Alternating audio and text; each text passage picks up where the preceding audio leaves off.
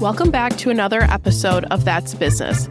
Today's guest is a founding board member of the Coffin-Siris Syndrome Foundation, which provides support and research for families affected by the rare genetic condition that his daughter Ellah has. He and his wife Sarah are passionate disability advocates. Benji is a live music enthusiast and channels his passion into running music programs for young adults at the Friendship Circle of Michigan. In his professional life, he is a VP and commercial real estate broker, where he has helped hundreds of businesses and investors all over Detroit buy, sell, and lease commercial property. Benji, thank you so much for coming back on the podcast since we had issues with our first recording, but we love technology, don't we? Twice is a charm. It is.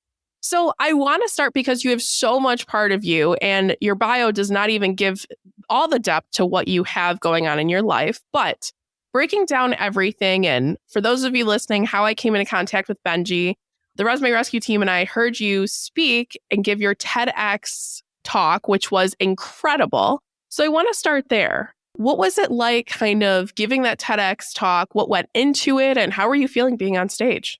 That's a great question. First off, thank you for having me. It's super cool to be here. The TEDx opportunity was totally unexpected. The TEDx team reached out to me and said that they had been seeing the videos that I post about Ellah and the information that I put out there about Ellah and asked me if I would consider giving a talk. And I was like, sure. I'm not sure anybody wants to hear what we have to say. And they said, well, what do you want to say? And I really wanted to focus on the idea of how we used music to enhance Ellah's nonverbal communication skills. Communication skills are something that I, both in my professional life and in my personal life, I find to be an important thing to spend time working on. And so I wanted to really talk about what that looks like. And so as I sort of outlined what we were going to do and how it was going to come about, I needed like 30 or 40 minutes to do it. And TEDx talks are 8 minutes. And so we really needed to edit that down and edit it down and edit it down. And what we got was the most poignant points of Ellah's evolution in her speech. And hopefully we're not at the end of the evolution of her speech, but how we were able to take very basic music skills and turn those into very basic communication skills so that she's able to communicate with strangers and us without using words. Now, can you give a breakdown because you explained it so incredibly with what exactly Coffin-Siris syndrome is and kind of your journey, if you feel comfortable sharing that, of learning that Ellah had it or what was it like when she was born and everything? Yeah, so Coffin-Siris syndrome is a rare genetic mutation that duplicates in utero as genetic mutations do, but it causes structural defects in the brain. When I say rare genetic mutation, rare, I believe, is defined as, I'm going to double check this. I got to fact check myself, but I think it's an occurrence of 1 in 10,000 is considered a rare disease. When we found out about Ellah's condition, there was 350 known cases in the world. Wow. Today, there's about 500 known cases in the world.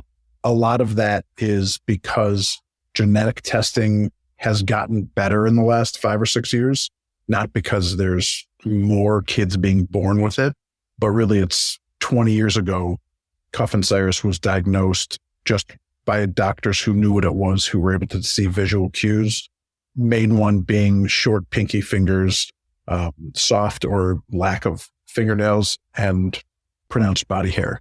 Today, there's genetic testing that is able to confirm if somebody has it or not. Coffin-Siris syndrome, other than short pinky fingers, doesn't really have any special needs, one specific box that every kid has. It's a little bit of a Chinese menu with what the conditions are. And there's probably 15 things that people get, and any kid or any person with Coffin-Siris will get a combination of those 15. It might be 3, it might be 5, it might be 7. So, for example, my daughter Ellah has agenesis of the corpus callosum, so ACC. The corpus callosum is the main bridge that connects the right and the left side of the brain. Agenesis means that it never developed. So she's missing that bridge. She also has a rare liver disorder called cavernous transformation of the portal vein. And she's also got something called cyclical vomiting syndrome. Those are 3 of about 7. Those are the main issues that she has. But other kids have seizures. Other kids, need feeding tubes. She doesn't have those issues. And so there's this, sort of combination of issues that come up. But the main thread that sort of ties those together is that Coffin-Siris syndrome causes structural defects in the body. And so where those structural defects show up and how they show up and how they manifest can be a unique combination in each person who has it. Jeez. So how did that turn into starting the Coffin-Siris Syndrome Foundation? So to rewind for a moment, when my wife was pregnant with Ellah and she was 20 weeks pregnant, we found out that Ellah had agenesis of the corpus callosum. The doctor said to us, don't Google anything. Don't Google ACC. Don't Google any of this stuff. Whatever you're going to find is bad information. So being who I am, I went home and immediately Googled like anybody would do. Of course. Right. Yes. And what I found was scary stuff. It was, medical journals that was scary information. And so I said, Uncle, I'm done. I'm not Googling it. And we spent the next 4, almost 5 years basically alone with the assumption that we were the only people who we would ever meet who had this condition. And it was lonely, it was scary, and there was a real emotional deficit in our life because we were so isolated in this world of agenesis of the corpus callosum.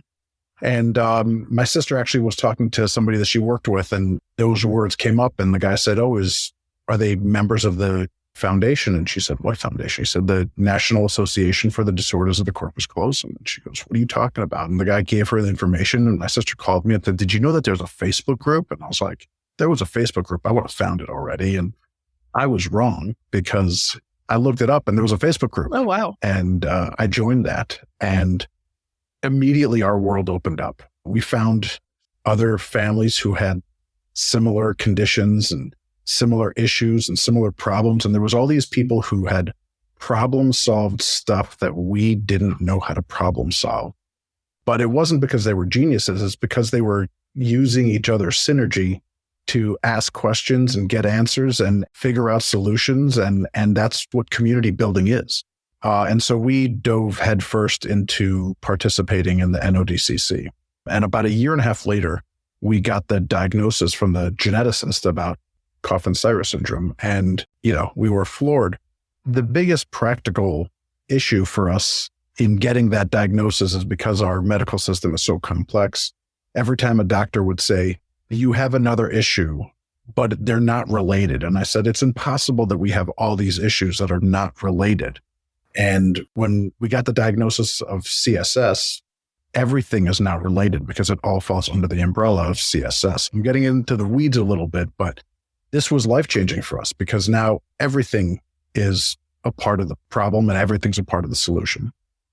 We found out that there had been 25 or 30 families who were getting together in Seattle, and they were going to do this conference. And we got on a plane, we flew to Seattle, and we had just like a few months prior found out about CSS, and we were talking to all these families who had the same problems as us, and it was the same combinations or similar combinations. And it was absolutely life-changing. And so a couple of families got together and said, we have to start a proper foundation and make sure that there is education and community building and access to information and just, both for the kids to communicate and get good stuff from each other and the parents. And so we have parents panels, we have mom-specific groups, we have dad-specific groups, we have sibling-specific groups. And it's pretty amazing to see my daughter, Ellah. There's a little girl in Brooklyn, New York named Maeve, who you would swear that they're twin sisters. They look alike. They sound alike. When they laugh, it's the same laugh. It's absolutely great to see them play together. We have an adult advocacy panel, self-advocacy panel. So young adults with Coffin-Siris can participate in board membership and participate in the conference events and do so. And we really want to make sure that the community building side of what we have is more than just, recipe sharing. And that happens, but it's really about enriching the lives and making sure that when somebody gets a diagnosis and they Google Coffin-Siris syndrome or they Google agenesis of the corpus callosum, they find good information. And how scary is that? And first of all, I would have done the same thing of Google. Don't tell me not to do something, because that's the first thing I want to do is do it, right? But it's so impactful because you never think about what someone's going to Google. I mean, any health issue, whether you're an adult, a kid, or parent trying to figure out what's wrong with your kid. I mean, how great that is to just alleviate that little bit of stress, or huge amount of stress, I should say there. Forgive me. I want to just give you one more piece. So do it. Probably 2017, 2018 or so, the Friendship Circle of Michigan, which we are huge advocates for the Friendship Circle of Michigan. We pretty much don't say no to them when they ask us for stuff. Amazing. They were building a blog and they were trying to find content for the blog. And they said, Benji, will you write articles? I'm like, nobody wants to hear what I have to say. And what I realized was I didn't want other families, when they Googled agenesis of the corpus callosum, to not find good information. And so I wrote, I don't know, half a dozen, maybe, 6, 10 blog posts, something like that, for the Friendship Circle of Michigan, specifically talking about agenesis of the corpus callosum and Coffin-Siris syndrome, so that when people Google, they would find good information. And I still get messages, emails, whether it's from my email or through social media. I get probably, once or twice a month, I get somebody reaching out. Hey, I read that post. I need resources. I need information. Can you help me? And it's really easy to point them in the right direction today. That's incredible.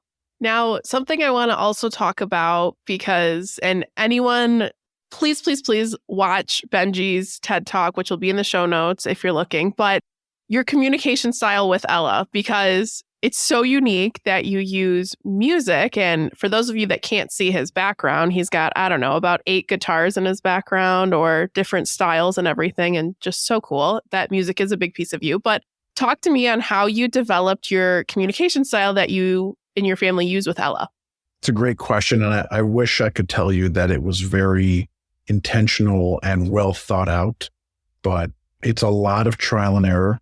And it's a lot of taking direction from Ellah. So pretty much whatever she's into or down with or willing to do, that's what we're going to focus on. And the truth is, a huge part of communication is just listening, right? Is just making sure that what the other person is putting out, you're able to receive and interpret.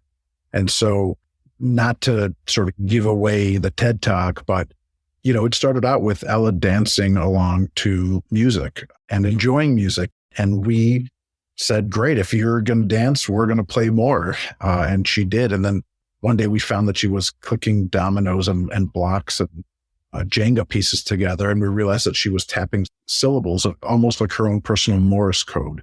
And the ability to understand, what she was saying through syllables.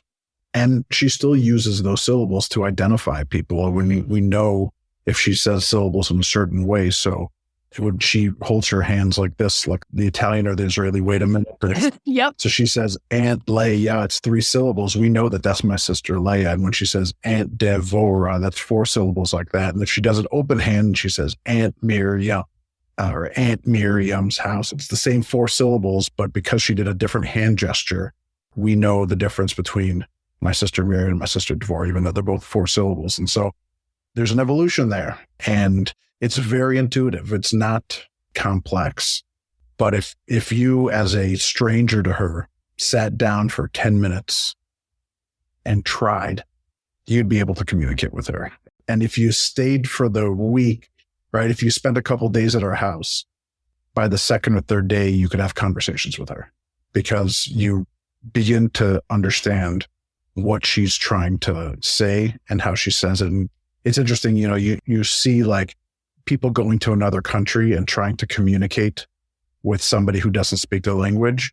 And you think if they say it slower and like they're an idiot, they'll understand.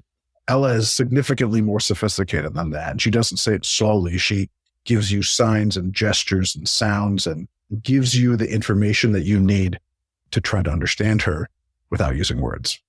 Now, how has this developed? Obviously, as she gets older, like any child's progression is they learn more words, they understand more of the world, and they become more sophisticated. But how is that developed as she's even continuing to grow and learning and everything like that? I mean, I know she's now 11, but how is that transition, I guess, in her earlier stages of development? Well, the answer is we don't.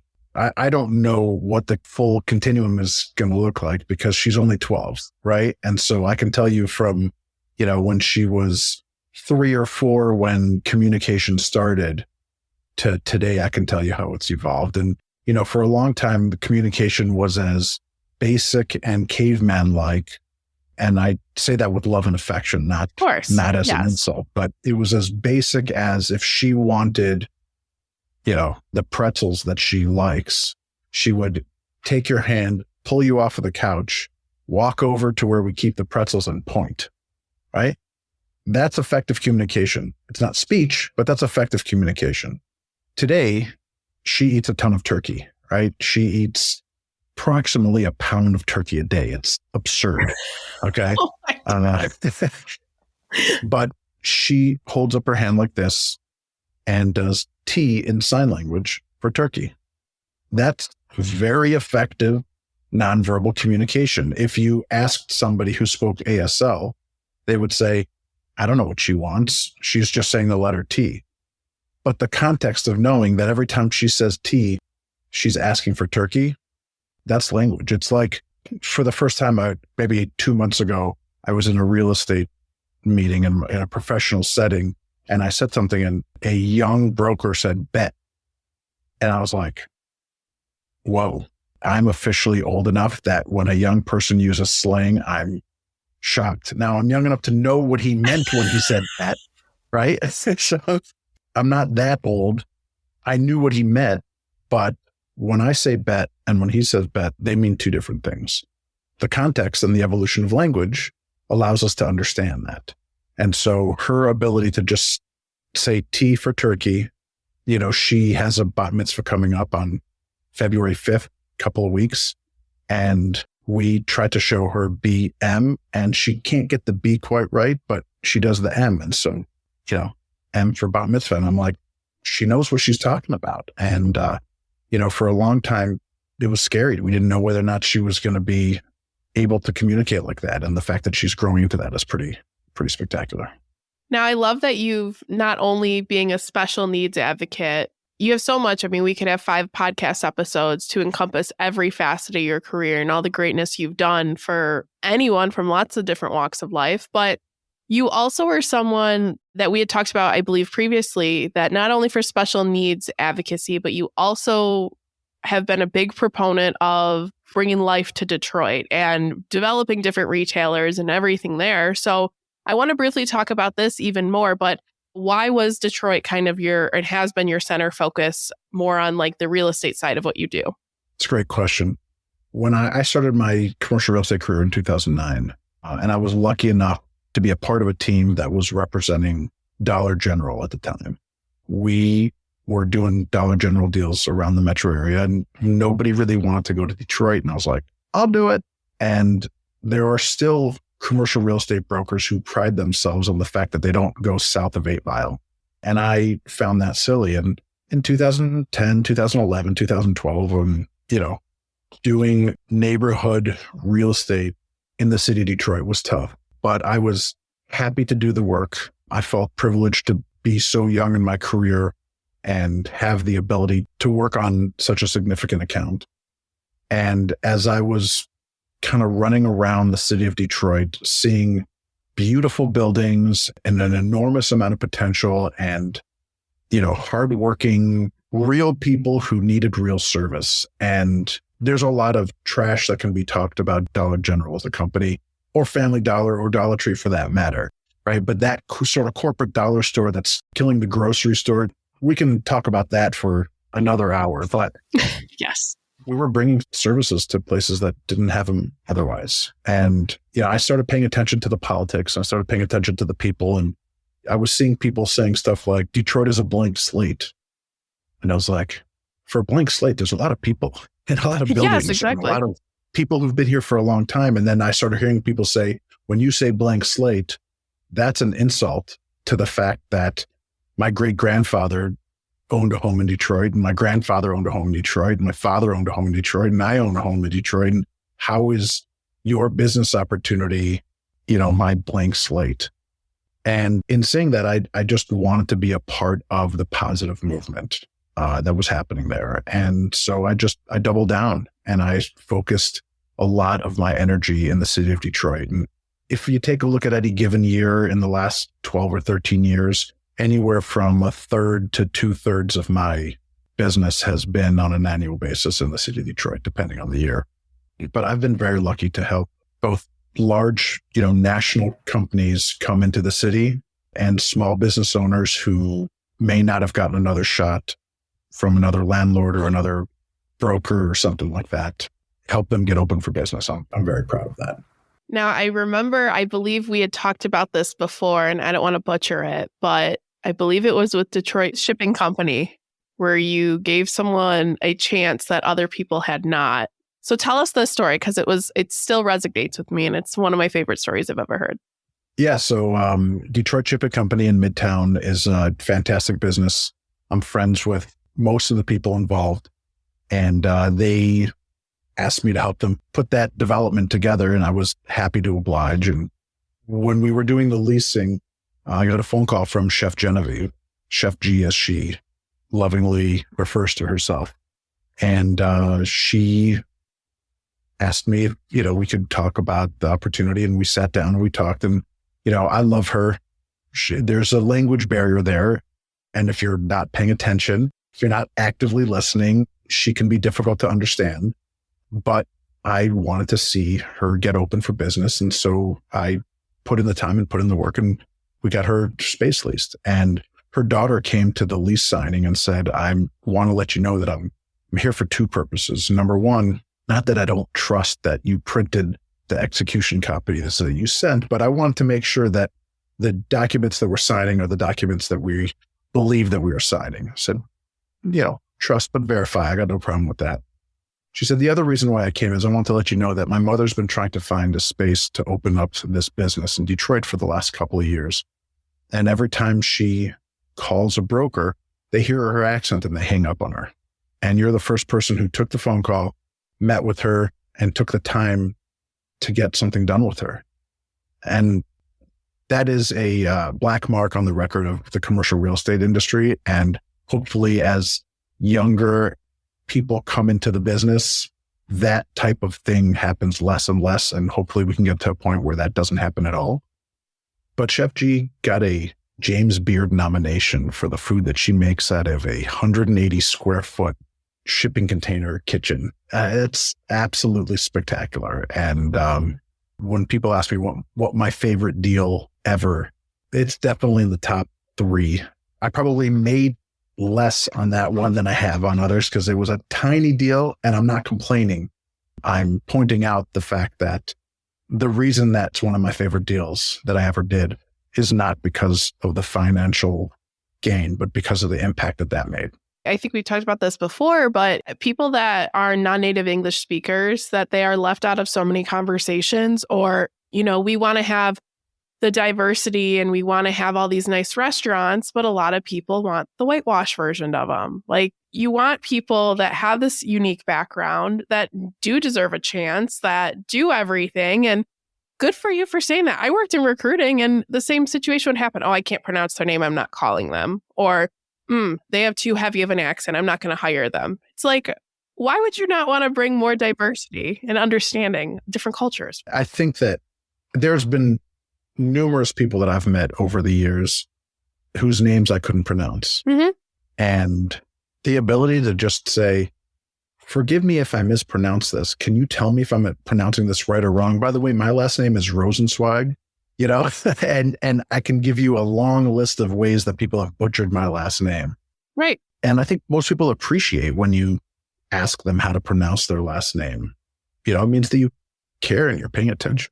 Right. I mean, mine's pronounced bucciolato and it looks nothing like it's spelled or pronounced the way it's spelled, but it's the same thing. It's just you come at it at respect. I mean, I don't know everything about all there is to know about things in the world, nor do you, but It's just you come at things from a respectful place. And I love learning. I love learning about different industries. I love learning about different cultures. And it's just, why not just start? Like you said, forgive me if I mispronounce, or can you please tell me how that is? I mean, it takes 2 seconds. So maybe we just need to have a series on different topics we need to cover, Benji. I don't know. I'm in.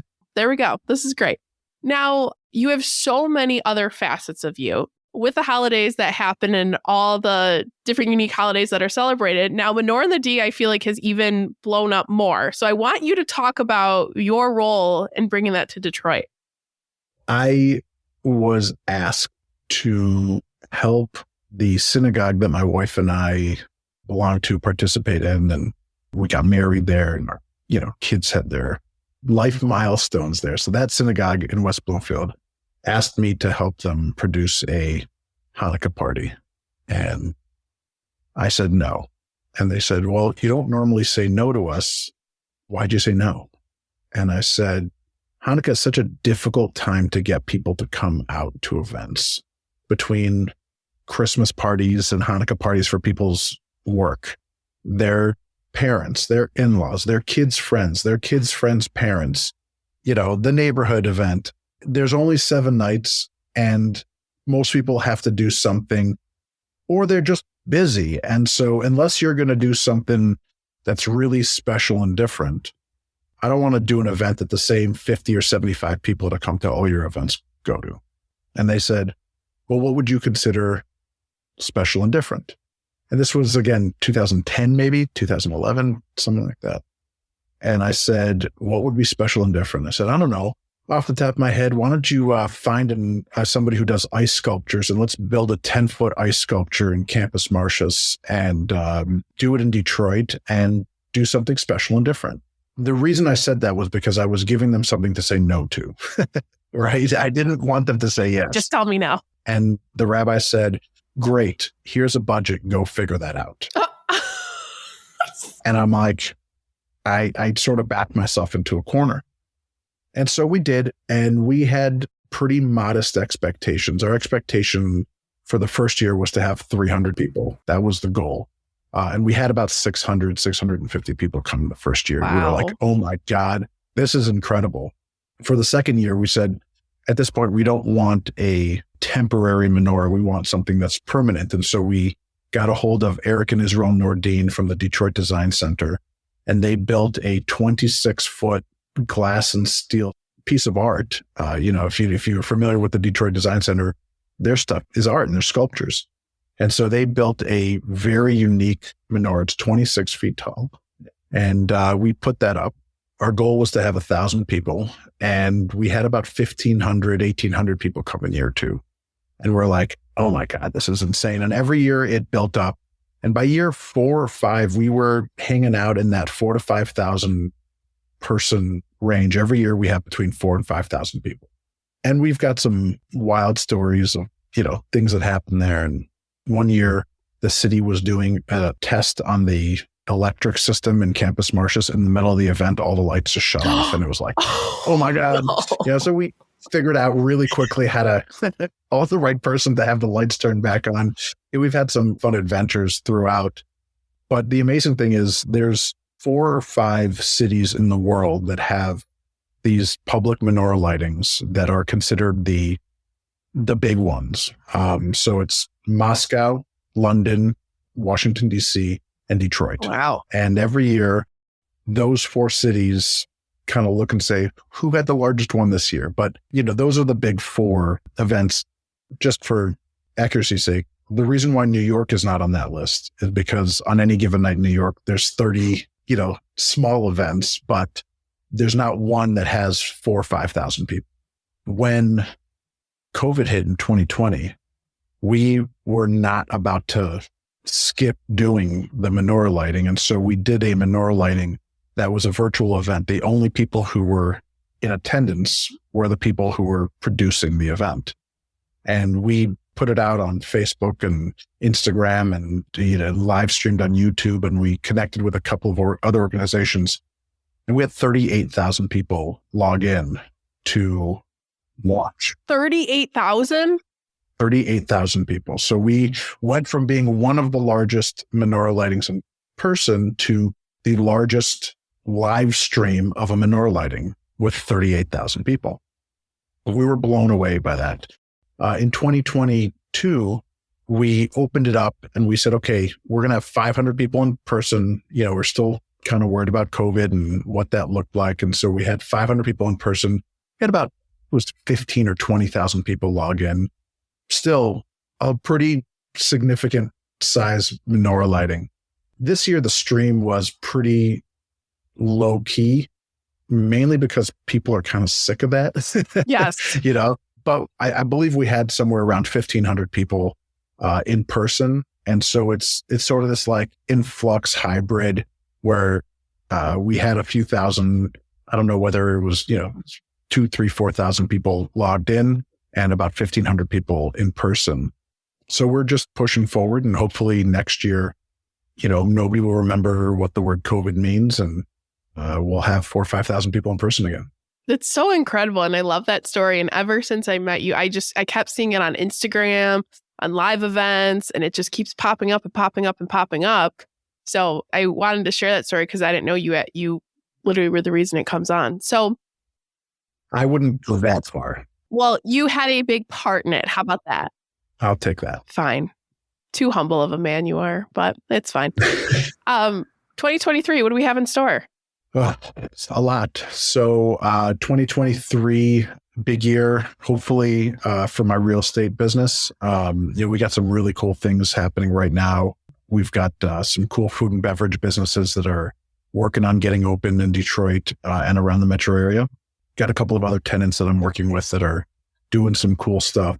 Some good stuff happening in the real estate world. We've got the buildings that we're selling, some projects that we're helping get together. I'm trying to accurately say that we've got a good year that we're anticipating without breaking any client confidentiality before they set out a press release. But I'd say one of the cool ones to keep an eye on is a company called Breadless. It's a gluten-free restaurant that opened up on East Jefferson. We helped them get their first store open, and now we're working on 2 or 3 new locations to open up in 2023. That's pretty cool. We've got some good stuff cooking for the real estate business. The Coffin-Siris Syndrome Foundation is doing their annual conference in Boston this summer. So hopefully we'll make it out to Boston and see some friends, and that'll be fun. Put this out there. So after the TEDx talk, a couple of organizations who were in attendance reached out to me and said, hey, we'd like to talk to you and have you come speak to our people.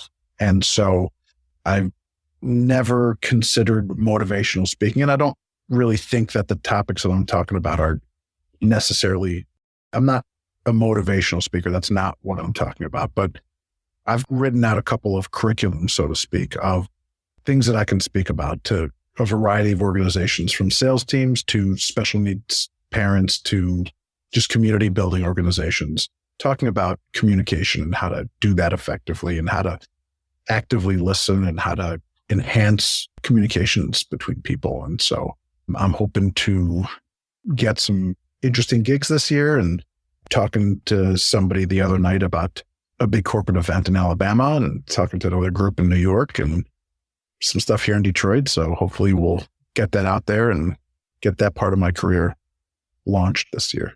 Amazing. Well, Benji, my last question for you as we wrap it up. What advice do you have for listeners? So it's funny that the list that you sent me said, I think you asked, what advice would I give the 18-year-old version of myself?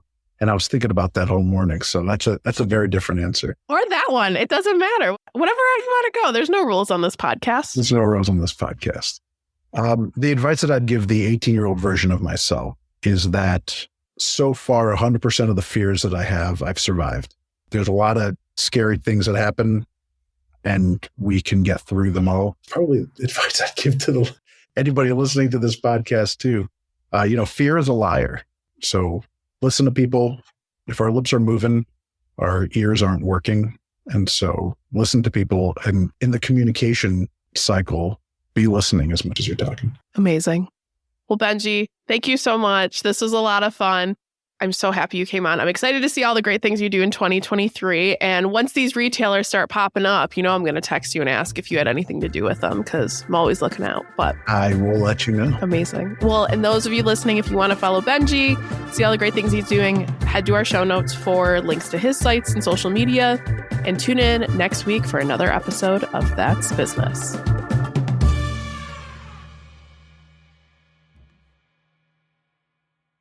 If you're looking for a career change and you're not sure where to start, the Resume Rescue can help. Sure, there's no such thing as the perfect fit for everyone, but here at the Resume Rescue, we're on a mission to find the perfect solution for you.